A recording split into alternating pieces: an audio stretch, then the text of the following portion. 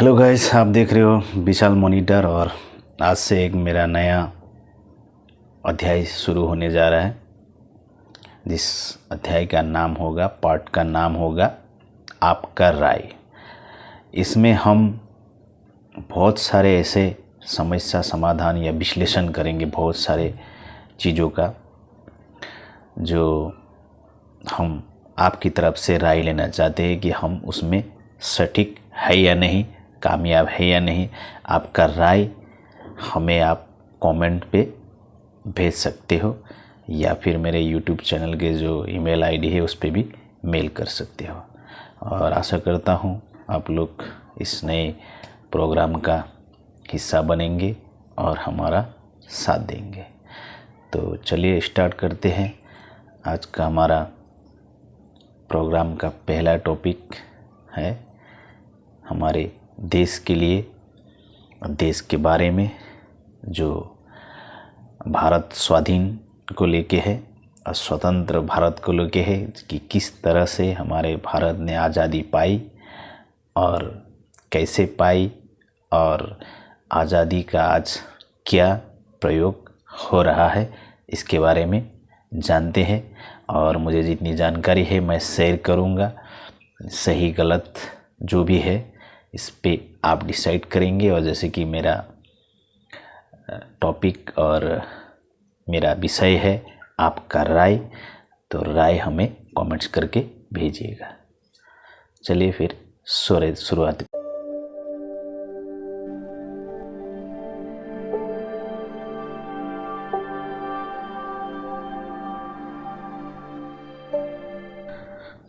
जैसे कि हमारा भारत देश को सोने का चिड़िया कहा जाता था या कहा जाता है। क्यों कहा जाता है ये तो आप सभी ने जानते होंगे कि हमारा भारत देश को सोने की चिड़िया कहा जाता था। तो अनुमान लगाए कि क्यों कहा जाता था। शायद हमारे देश में चारों तरफ सोने चांदी से भरे हुए थे, हीरे मोती से भरे हुए थे। हो सकता है क्योंकि हमारे देश को एक बार नहीं, दो बार नहीं, कईयों बार लूटा गया विदेशियों से। कभी डाकू आए, कभी लुटेरे आए, यहाँ तक कि जब मुग़ल आए तो उन्होंने यहीं पे स्थापित कर दिया गया। और फिर बाद में अंग्रेज़ भी आए। तो मैं आज आगे की कहानी नहीं बताऊंगा। जब से अंग्रेज़ आए तब की मैं कहानी बताने की कोशिश करूंगा। तो ब्रिटिश सरकार, जो ब्रिटिश राज जो थी, ब्रिटेन की राज, तो वो एक बिजनेसमैन की तौर पे, मतलब बिजनेस के तौर पे कई देशों में भ्रमण करते थे। उसी तरह भ्रमण करते करते हमारे भारत देश पर पहुँचे। और यहाँ पे देखा गया कि उस समय वर्ल्ड के 3/4 उत्पादक हमारे भारत से ही जाते थे, जो बाकी और कहीं नहीं थे। तो उत्पादक बोलेंगे तो जनरल रेगुलर चीज़ें जो भी है, तो जैसे ज़्यादातर महंगा चीज़ बोलेंगे आपका ऊन, रेशम के ये सब चीज़ें जो है, कपड़े के धागे हो, और बहुत सारे ऐसे चीज़ें थी जो हमारे भारत देश से ही बाहर जाते थे। तो फिर ब्रिटेन, जो ब्रिटिश सरकार ने कुछ अपना दिमाग लगाया कि क्यों ना हम भारत सरकार के साथ समझौता करें और यहीं पे अपना बिजनेस स्थापित करें। इसी तरह से छोटे छोटे बिजनेस से शुरुआती करते लगभग ये 1608 की बात है, तब ये लोग शुरुआती की थी। तब से कोशिश करते करते करते वो लोग स्थापित हो गए और ईस्ट इंडिया कंपनी के नाम पे स्थापित हुआ।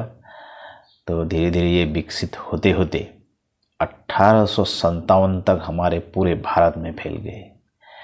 और यहाँ पे अपना कानून व्यवस्था, अपने सारे चीज़, मतलब अपना खुद का बना लिए। यूँ कह लीजिए कि मतलब उन लोगों ने सारे चीज़ों पे, भारत पे कब्जा कर चुके थे।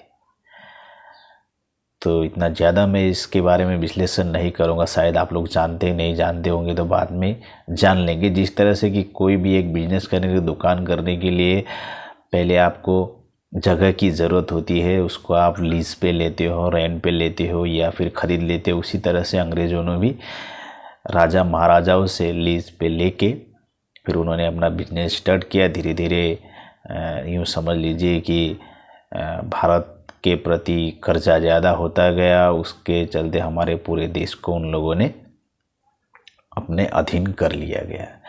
फिर बहुत सारे ऐसे चीज़ें होती है जो आपको ज़्यादा लोभ या आकर्षित करते, ऐसे ऐसे चीज़ें उन लोगों ने भारतीयों को देने लग गए, जिससे हम आकर्षित हो गए और उनके सारे शर्तों को मानना शुरू कर लिया। इसी तरह हमारे यहाँ अंग्रेज़ों ने 200 से भी ज़्यादा साल यहाँ पे राज किए,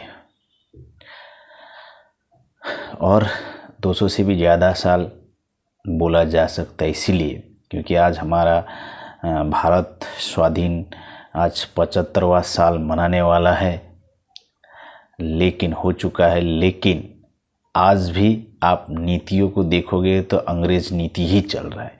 लोग बदल गए, चेहरे बदल गए, शायद इमारतें बदल गई हैं, सड़कें बदल गई है, लेकिन सोच और नियम और कानून वही है। अगर सरकार कहती है कि कानून अभी के सख्त बन गए हैं, लेकिन वो सरकार ये नहीं सोच रही है जिस कानून को बनाने वाला एक इंसान जो दिमाग लगा के सोच रहा है, उसी कानून को तोड़ने के लिए वही इंसान दूसरा पेतरा खोज रखा है। उसने कानून तो बन गया है क्योंकि बनाने वाला भी इंसान है, बिगाड़ने वाला भी इंसान है। हम भूल जाते हैं कोई भी चीज़ जब हम बनाते हैं तो शुरुआती में वो बिगड़ जाता है।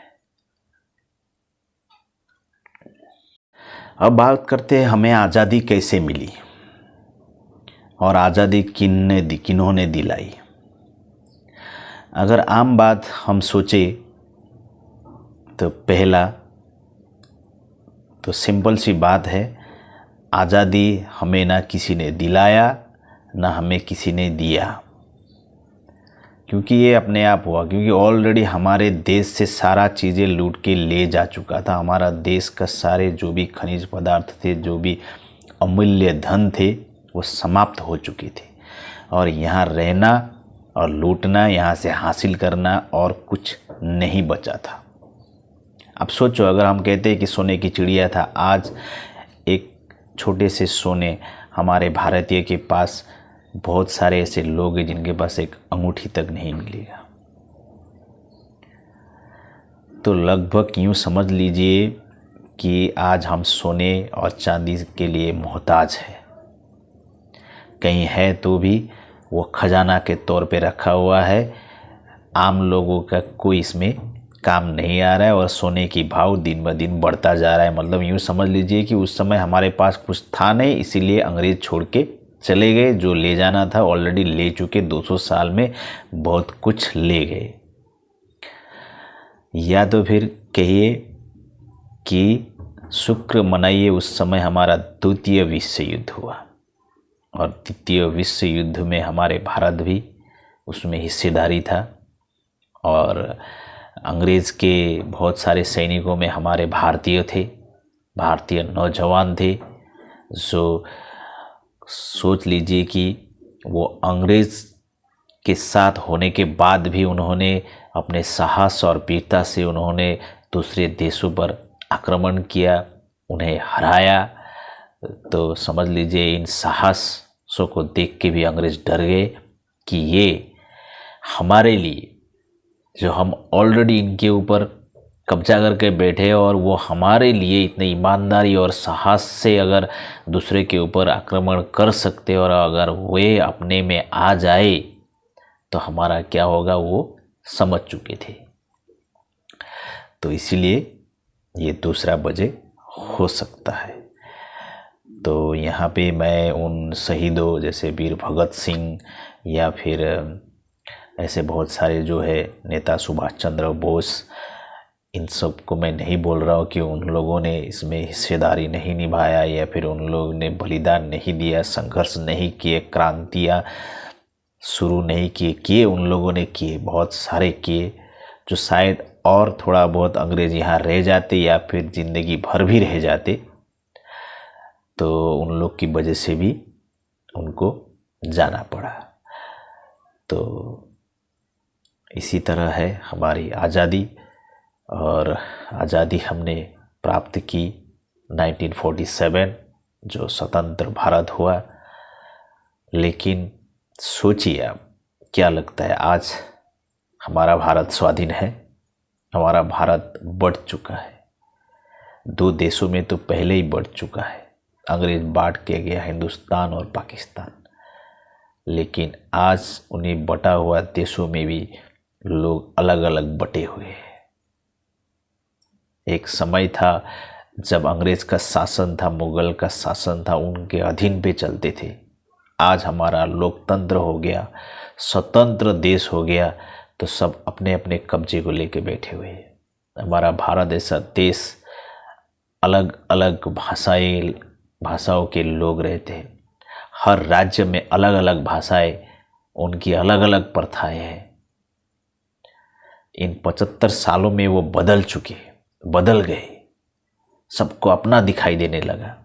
और पहले जब मुगल थे, जब अंग्रेज थे, तब तो सब उन्हीं के थे, सब उनके पास थे। वो जो कहेंगे, जो बोलेंगे वही होगा, वही करते भी थे। तो आज स्वाधीन होने का, स्वतंत्र होने का एक गलत उपयोग कर रहे। और आप बैठ के सोचिए, कौन सी एंगल से, कहाँ से हम स्वाधीन हैं? क्या स्वाधीन है आपके पास? कुछ नहीं है। सिर्फ आपको दंगा फसाद करने की स्वाधीन है। मेरा आज का विश्लेषण बस यही था। आशा करता हूँ आप लोग को समझ में आया हो। मैं जितना जानता था उतना मैंने आप सभी के पास रखा, और आप लोग का क्या राय है कमेंट करके मुझे बताइएगा। जो भी राय है मैं अगला वीडियो में लाने की कोशिश करूँगा। और हमारा 75वां स्वाधीनता दिवस 15 अगस्त को आ रहा है, और हमें उसमें भाग लेना है सभी भारतीय को। और इस बार का मुहिम है हर घर तिरंगा, तो आप लहराइएगा, क्योंकि ये तिरंगा ही है जो रंग हमें साहस, बुद्धिमती और एक हौसला देता है। उसके सामने हमारा सर हमेशा झुका रहे और हमें उन्हें सलाम करते रहे। तो इसी के साथ मेरा आज का ये विश्लेषण समाप्त करता हूँ। जय हिंद, जय भारत, वंदे मातरम।